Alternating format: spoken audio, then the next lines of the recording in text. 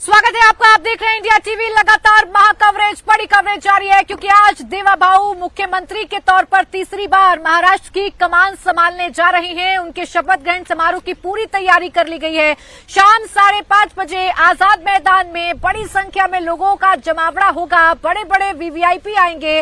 प्रधानमंत्री नरेंद्र मोदी पहुंचेंगे, गृह मंत्री अमित शाह पहुंचेंगे और साथ ही पहुंचेंगे जेपी नड्डा। तमाम बीजेपी शासित राज्यों के मुख्यमंत्री और उप मुख्यमंत्री पहुंचेंगे। लेकिन ये शपथ ग्रहण समारोह सिर्फ कुछ ही मिनटों का होगा क्योंकि शपथ ग्रहण समारोह में ट्विस्ट एंड टर्न आ चुके हैं, सस्पेंस आ चुका है। क्योंकि अब इस शपथ ग्रहण समारोह में सिर्फ देवेंद्र फडणवीस मुख्यमंत्री के तौर पर शपथ लेंगे, डिप्टी सीएम के तौर पर अजीत पवार शपथ लेंगे और एकनाथ शिंदे भी डिप्टी सीएम के तौर पर शपथ लेंगे। मंत्री कौन बनेगा ये अभी तक तय नहीं हो पाया है। कल जो फॉर्मूला हमने आपको बताया था वो 7-7-12 का था, यानी अजीत पवार के कोटे से 7 मंत्री बनाए जाने थे, शिंदे गुट के कोटे से 7 मंत्री बनाए जाने थे और 12 मंत्री बीजेपी के कोटे से बनाए जाने थे। लेकिन इन 7 मंत्रियों के नाम देना मुश्किल हो गया अजीत पवार और शिंदे गुट के सामने, और इसीलिए अब ये जो शपथ ग्रहण समारोह होगा ये सिर्फ 3 लोगों का होने जा रहा है। हालांकि शिंदे कितने दबाव में हैं ये शिंदे के करीबी नेताओं के बयानों से आप जरूर समझ सकते हैं, जो खुलकर देवेंद्र फडणवीस की कुशल नीति की लगातार तारीफ भी कर रही हैं, तो साथ ही साथ वो ये भी बता रहे हैं कि एकनाथ शिंदे पर कितना प्रेशर है। देवेंद्र प्रेशर अपनी खुद की पार्टी के नेता बना रहे हैं एकनाथ शिंदे पर, दिल्ली का हवाला वो लगातार दे रहे हैं। फिर भी क्या ऐसी बात है जो उनको समझ नहीं आ रही और वो समझा नहीं पा रहे? लगातार किंतु परंतु उनकी तरफ से हो ही जा रहा है। अब जो समस्या है वो सिर्फ ये होगी कि उनको जब अपने कोटे के मंत्रियों के नाम चयन करने हैं तो उनके ऊपर एक बड़ा टास्क होगा कि कैसे इतने बड़े धड़े में से 9 या 10 ही नाम ही चुन पाएंगे, तो उन नामों को वो कैसे चुनते हैं। तो उसके लिए निश्चित तौर पे उनको समय चाहिए होगा और यही चीज़ अजीत पवार के ऊपर भी लागू होती है कि उनको भी समय होगा। अजीत पवार के केस में अगर देखें तो थोड़ा सा आसान काम उनके लिए रह गया एकनाथ शिंदे की तुलना में, लेकिन इन दोनों ही दलों ने ज़्यादा समय की ज़रूर डिमांड की थी और बीजेपी इस काम को जितनी आसानी से कर सकती है, समझा जा सकता है कि इन दलों के लिए वो काम इतना आसान नहीं था। हालांकि बीजेपी के नेता ये ज़रूर चाहते थे कि आज जब शपथ ग्रहण हो तो सिर्फ मुख्यमंत्री और उप मुख्यमंत्री नहीं बल्कि एक मंत्रिमंडल भी शपथ ग्रहण में शामिल हो, क्योंकि उन दोनों दलों ने हाथ खड़े कर दिए। तो ऐसे में बीजेपी के पास ये ऑप्शन नहीं था। देवेंद्र, मैं दोबारा आपके पास आऊंगी, लेकिन इस वक्त एकनाथ शिंदे के ऊपर उनके अपने ही दबाव बना रहे हैं। उन्हें ये कह रहे हैं कि उन्हें सरकार के अंदर शामिल हो जाना चाहिए। मसलन संजय शिरसाट की हम बात करें, संजय शिरसाट ने कहा कि शिंदे के मन में सीएम पद छोड़ने की निराशा थी। सीएम पद छोड़ने के सवाल पर वो मायूस भी दिखाई दिए। सीएम जैसा पद छोड़ने पर निराशा होना स्वाभाविक है, लेकिन वो ये भी कह रहे हैं कि विधायकों के कहने पर शिंदे शपथ के लिए राजी हो गए हैं, लेकिन कौन कौन मंत्री बनेगा इस पर अभी लिस्ट फाइनल नहीं हुई है। क्या कहा है शिरसाट ने, आइए आपको सुनाते हैं। देवेंद्र फडणवीस आज महाराष्ट्र के मुख्यमंत्री के तौर पर शपथ ले रहे हैं। साथ में अजीत पवार भी शपथ लेंगे बतौर उप मुख्यमंत्री। लेकिन एकनाथ शिंदे की पार्टी से कौन कौन शपथ लेने वाले हैं और क्या एकनाथ शिंदे खुद शपथ लेने वाले हैं, यह अब तक साफ नहीं हो पाया है। इस पर बात करने के लिए हमारे साथ संजय शिरसाट हैं, एकनाथ शिंदे साहब के बेहद करीबी हैं और उनके पार्टी के विधायक भी हैं। शिंदे साहब आज शपथ ले रहे हैं कि नहीं ले रहे हैं, और उनके साथ आप और कौन कौन नेता शपथ ले रहे हैं? देखिए, कल हम सभी विधायकों ने जाके शिंदे साहब को रिक्वेस्ट की है, आप सरकार में शामिल होना चाहिए। वो एक ऐसे नेता है जिसे मास लीडर कहते हैं और 2.5 साल के कार्यकाल में उन्होंने इतना अच्छा सा काम किया है। तो एक मंत्रिमंडल में एक अपना सा दबाव भी रहता है, एक उनका एक अपना प्रेजेंटी बहुत ज़रूरी होती है। इसलिए कल हमने रिक्वेस्ट की। मुझे लगता है आज वो शपथ ग्रहण करेंगे। तय नहीं हो पाया अब तक कुछ, क्योंकि अब कुछ ही घंटे बाकी रह गए हैं शपथ में। पक्का वो आज शपथ ग्रहण करेंगे, ये हमें विश्वास है। इसके बारे में कोई चिंता नहीं है। बतौर उप मुख्यमंत्री आज एकनाथ शिंदे साहब शपथ ले रहे हैं। और कौन कौन आपकी पार्टी के शपथ ले रहे हैं, या सिर्फ मुख्यमंत्री और 2 उप मुख्यमंत्री शपथ लेंगे? आज मुख्यमंत्री और दोनों उप मुख्यमंत्री शपथ ग्रहण करेंगे। बाकी सब जो लोग हैं, बीजेपी की भी विधायक है, राष्ट्रवादी की भी और हमारे भी, उनमें अभी तय नहीं हुआ। तो वो एक फिगर, मैजिक फिगर, वो एक तय होना बाकी है। कौन सा डिपार्टमेंट किसको जाना वो बाकी है। तो मुझे लगता नहीं इतनी जल्दबाजी में वो सब चीज़ करेंगे। लेकिन इतनी बात जरूर है, 12 या 13 तारीख को ये मंत्रिमंडल का विस्तार होगा। ये मंत्रिमंडल के विस्तार में ये सभी चीज़ों का ख्याल रखते हुए एक अलग शपथ ग्रहण सोहला उस दिन भी हो जाएगा। मंत्रालय का डिस्ट्रीब्यूशन अभी तक नहीं हो पाया या मंत्रालय का डिस्ट्रीब्यूशन हो चुका है? पार्टी में यह तय नहीं हो पा रहा है कि कौन किस विभाग का मंत्री बनेगा? अभी ये तीनों जन शपथ ग्रहण आज होने के बाद बीच में जो 7, 8, 9 को एक विशेष अधिवेशन बुलाया जा रहा है। इसमें सदस्यों का शपथ विधि होगा, विधानसभा अध्यक्ष का चुनाव होगा और उसके बाद मतलब ये जो टाइम पीरियड है पूरा टाइम पीरियड मिलता है सोच विचार करके कि कौन सा डिपार्टमेंट किसको जाएगा, कौन सा खाते के कौन मिनिस्टर बनेगा, ये सब बातें में चर्चा होगी। और 12-13 तारीख को 12 या तो 13 उसमें शपथ विधि ग्रहण 16 और एक बार होगा। और 16 तारीख से हमारा नागपुर का अधिवेशन है, तो वो अधिवेशन की पूर्व तैयारी भी हो जाएगी। इसलिए अभी चिंता की कोई बात नहीं है, सब अलबेल है और अच्छे तरीके से हो जाएगा। कल प्रेस कॉन्फ्रेंस में हमने देखा कि शिंदे साहब थोड़े से जिस तरीके से वो पहले नजर आते थे, बड़े प्रफुल्लित नजर आते थे, कल उस तरह के नजर नहीं आ रहे थे, थोड़े से दबे हुए लग रहे थे, थोड़े से मायूस लग रहे थे। देखो ये भावुकता तो होती है ना, आखिर को मुख्यमंत्री भी हुआ तो उसको इमोशन तो है, एक अपनी सोचने का तरीका होता है। अरे यार इस पद पे मैं बैठा हूं 2.5 साल से, तो जाने का थोड़ा सा दुख तो रहता है। अब बिल्कुल ही नहीं रहेगा तो वो आदमी किस काम का।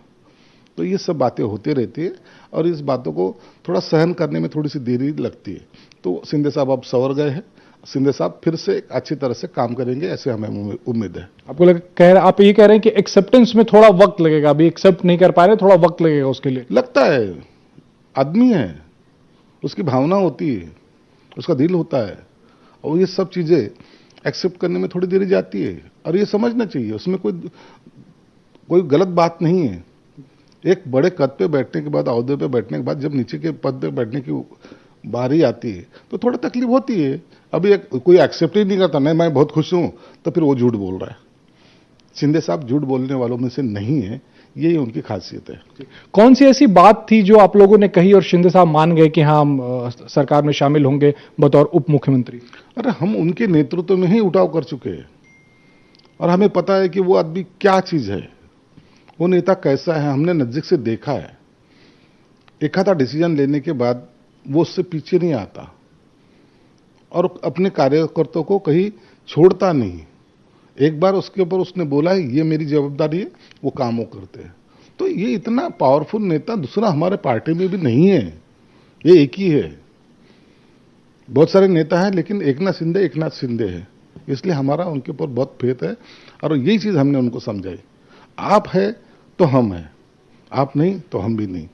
तो ये बात उनको भाई है और उन्होंने सोचा भी है कि यस अब मैं आऊंगा। अजीत पवार तो काफी खुश नजर आ रहे थे, सबसे ज्यादा खुश वही नजर आ रहे हैं महायुति के रिजल्ट के बाद।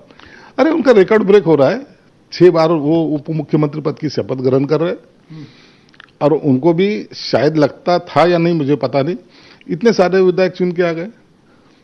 जो लोकसभा में उनका पराभव हो चुका था, एक सीट पे अटके थे, आज इतने विधायक रहने के बाद थोड़ा सा आदमी को ये लगता है यस लोगों ने मुझे एक्सेप्ट किया है, तो वो खुशी के मारे वो कल बात भी कर रहे थे। कहीं एकनाथ शिंदे साहब मुख्यमंत्री नहीं बन रहे हैं, वो भी उनके बराबर के उप मुख्यमंत्री बन रहे हैं, इसकी खुशी तो नहीं थी अजीत पवार साहब? नहीं ऐसे नहीं होता, ऐसे नहीं होता। शिंदे साहब है, अजीत दादा है और देवेंद्र है। ये बताइए कि आप भी मंत्री बन रहे हैं, अब ये तो तय शिंदे साहब करेंगे ना।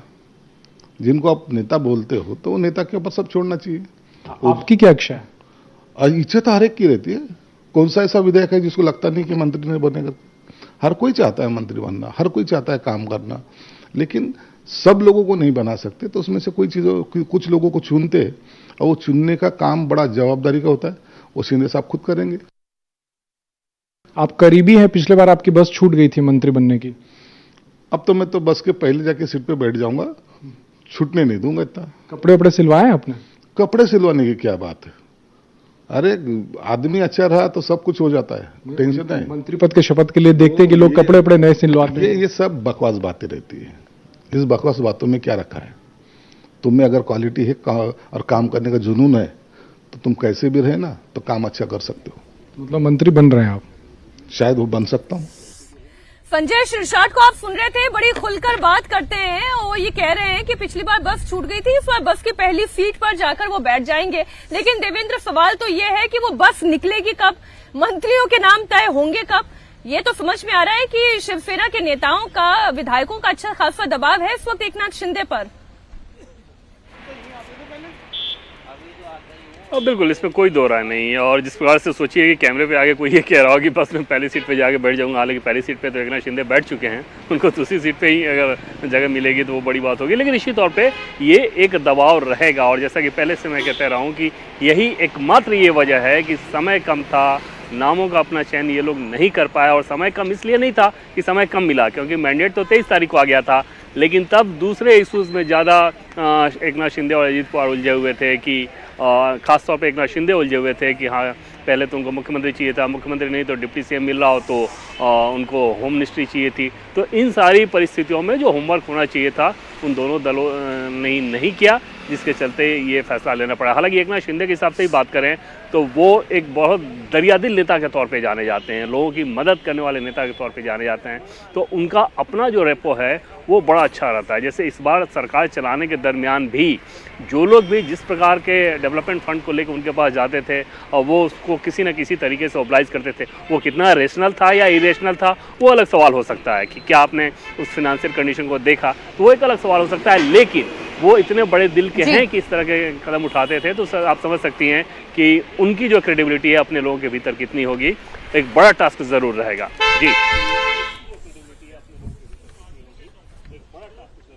ठीक है, टास्क बड़ा है। लेकिन देवेंद्र, मैं तो ये जानना चाह रही हूँ, चलिए मंत्रियों को लेकर तो अभी तक सहमति नहीं बन पाई है, मंत्री कौन बनेगा ये तो अभी तक तय नहीं हो पाया है, लेकिन उप मुख्यमंत्री के तौर पर शिंदे शपथ लेंगे या नहीं लेंगे? कल शाम सिर्फ ये बात उन्होंने कही कि मैं शाम तक क्लियर करूंगा, लेकिन अभी तक क्लियर नहीं कर पाए हैं, खुलकर नहीं कह पाए हैं कि वो डिप्टी सीएम के तौर पर शपथ लेने जा रहे हैं। अब देखिए दबाव कितना है शिंदे गुट का, नेताओं का शिंदे पर, ये लगातार उनके नेताओं की तरफ से आ रहे बयानों को देखकर समझा जा सकता है। आज महाराष्ट्र में महाशपथ है और ऐसे में महायुति के नेता सिद्धिविनायक मंदिर जाकर आशीर्वाद ले रहे हैं। एनसीपी अजीत पवार के विधायक और चीफ व्हिप अनिल पाटिल भी सिद्धिविनायक मंदिर पहुंचे हैं। अनिल पाटिल ने भी कहा कि मंत्रियों का शपथ ग्रहण बाद में होगा। हमारे साथ एनसीपी के चीफ व्हिप अनिल पाटिल, उनसे बात करते हैं। पाटिल जी, आप भी बापा के चरणों में आए हैं। आज अब से कुछ देर पहले देवेंद्र फडणवीस थे, अब आप भी आ रहे हैं। आप दोनों का समन्वय, एनसीपी और बीजेपी का समन्वय तो बहुत अच्छा दिख रहा है। बापा से आज क्या मांगों के साथ आप? हमारी संस्कृति है, हिंदू संस्कृति के हिसाब से कोई भी शुभ कार्य शुरू करना हो तो गणपति बापा का पहले दर्शन करना जरूरी रहता है, उनको बैठाना जरूरी रहता है, उनका आशीर्वाद लेना जरूरी रहता है।